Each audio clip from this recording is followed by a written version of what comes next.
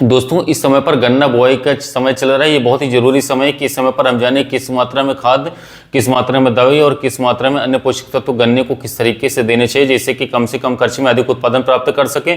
सबसे जरूरी चीज़ है हमारी खेती के लिए बीज जैसा बोगे वैसा काटोगे।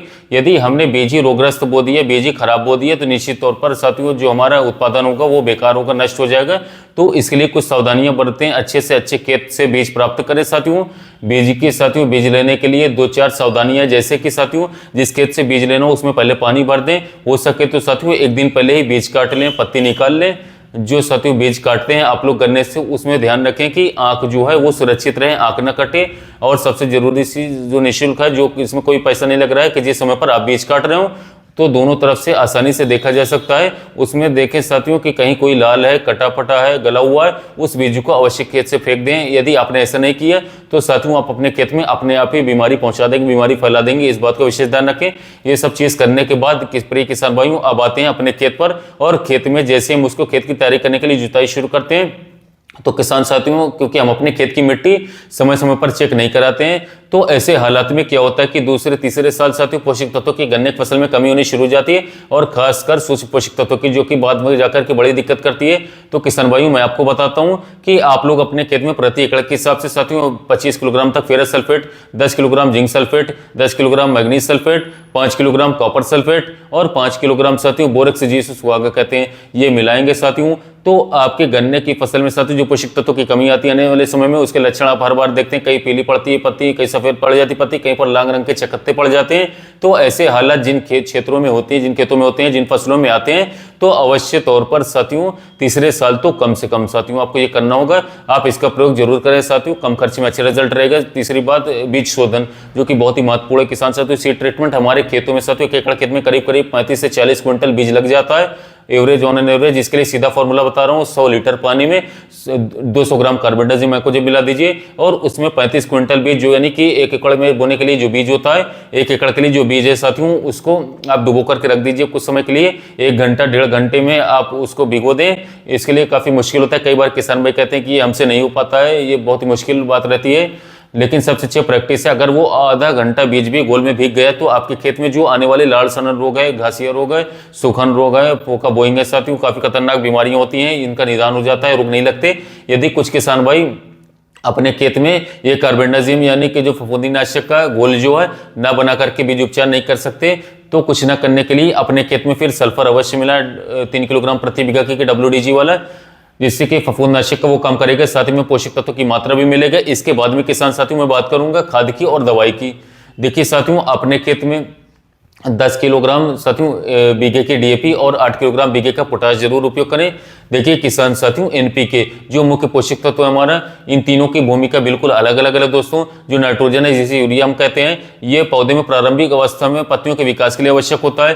फास्फोरस साथियों अगर आप नहीं डालेंगे तो साथियों क्या होगा कि पत्तियों में जड़ों का विकास बिल्कुल नहीं होगा, जिससे कि कल्ले हमारे कम बनेंगे। और तीसरा काम है साथियों पोटाश का। अगर आपके साथियों जो तने हैं साथियों उस पर कीड़ों का, बीमारियों का आक्रमण न हो साथियों, तने में मजबूती आए, तो साथियों इन दो इम्यूनिटी आए, ये सब चीजों से लड़ सके वातावरण से साथियों, कीड़ों से, बीमारियों से, इसके लिए साथियों पोटाश की बहुत ही ज्यादा आवश्यकता रहती है। तो तीनों का अपना अपना अलग रोल है। इसलिए साथियों इसी समय पर हमें कीटों के लिए क्या करना है साथियों। देखिए कई बार किसान भाई कंफ्यूज हो जाते हैं, मैं देखता रहता हूँ अपने खेतों पर एक साथ दोस्तों कोराजन भी, फोरेट भी, इसके साथ फिप्रोनिल रीजेंट जिसे हम कहते हैं, बहुत सारी चीजें डालते हैं। जैसे किसान साथियों बात करें तो आप लोग कोराजन डालते हैं, मैं मना नहीं कर रहा हूं, आप लोगों को कोराजन एक बहुत ही अच्छी दवाई है, लेकिन हमारा खेती पे खर्च बढ़ता चला जा रहा है और करीब करीब कोराजन का खर्च लगभग 2500 पहुंच रहा है। कोराजन हम किस लिए डाल रहे हैं, जिससे कि हम अपने खेत में कनसुए से निपट चले शुरुआती समय में।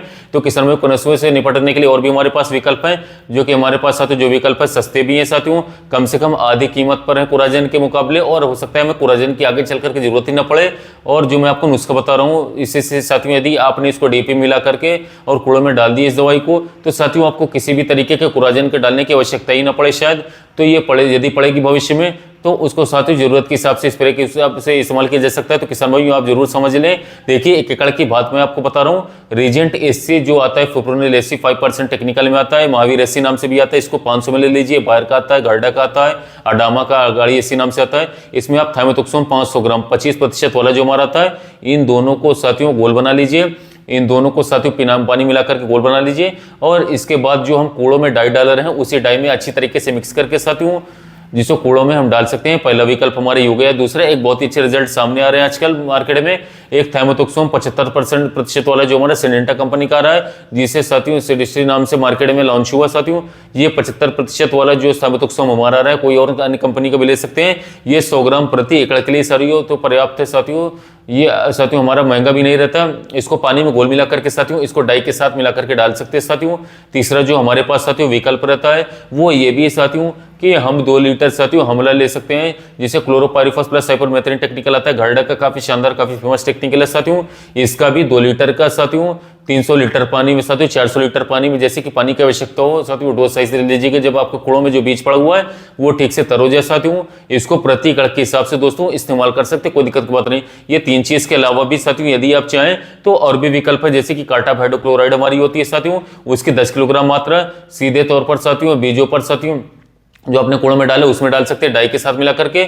या फिर साथियों हमारे पास जो साथियों रिजेंट आती है दानेदार 0.6% जीआर वाला रीजेंट अल्टर नाम से, इसको भी 4 किलोग्राम प्रति एकड़ उपयोग कर सकते हैं। अच्छा, दोनों चीजें जो मैंने बताई, जो दानेदार दवाई बताई, ये आप सीधे सीधे कूड़ों में भी डाल सकते हैं या फिर साथियों बिजाई के 1 महीने बाद 30 दिन बाद डाल करके हल्की सिंचाई गन्ने की फसल में करवा सकते हैं। लेकिन दोनों ही अवस्था में खेत में नमी होनी चाहिए, तभी आपको अच्छा रिजल्ट मिलेगा। किसान भाई, जहां तक यूरिया की बात है तो यूरिया हमें साथियों टुकड़ों में डालना चाहिए, क्योंकि जब हमें जरूरत साथियों, जब हमारे पौधे को जरूरत है साथियों, जिनकी जरूरत है जितनी उसकी भूख है, भूख के अनुसार आप उसको देते रहेंगे, वो पचा ले साथियों, उसके बाद फिर देते हैं। एक सामान्य तौर पर साथियों एक कहा जाता है कि 50 किलोग्राम यूरिया साथियों बिजाई के 45 दिन बाद और फिर 50 किलोग्राम यूरिया साथियों बिजाई के 90 दिन बाद दोस्तों करीब करीब मिट्टी चढ़ाते हुए साथियों उसको दे दें।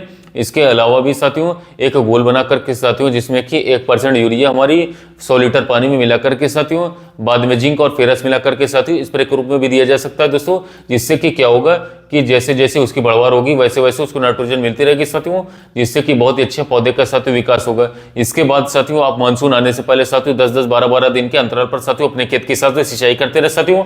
मानसून में आवश्यकता अनुसार सिंचाई करें और साथियों बात करें तो उसके मानसून के बाद साथियों आप जो 25-30 दिनों पर साथियों सिंचाई करते रहे। किसान भाई, हमारे पास एक और विकल्प है बाजार में साथियों, मल्टीप्लेक्स कंपनी का साथियों एनपीके 19-19-19 उपलब्ध रहता है, इफ्को का एनपीके 19-19 आता है, या फिर साथियों एरिस का बीज ले सकते हैं। माइक्रोफाइट पानी में बहुत ही अच्छी तरीके से घुल जाता है और पौधे को सीधे स्प्रे के रूप में प्राप्त होता है। NPK nitrogen phosphorus potash. बीच में आपको लगता है एनपीके की कमी दिखाई दे रही पौधे में साथियों, कलें निकलते हुए वक्त दिखाई दे रही, तो साथियों आप 1 से 1.5 किलोग्राम प्रति एकड़ के हिसाब से साथियों इसको स्प्रे कर सकते हैं। इसके बहुत अच्छे रिजल्ट आप लोगों को देखने को मिलेंगे।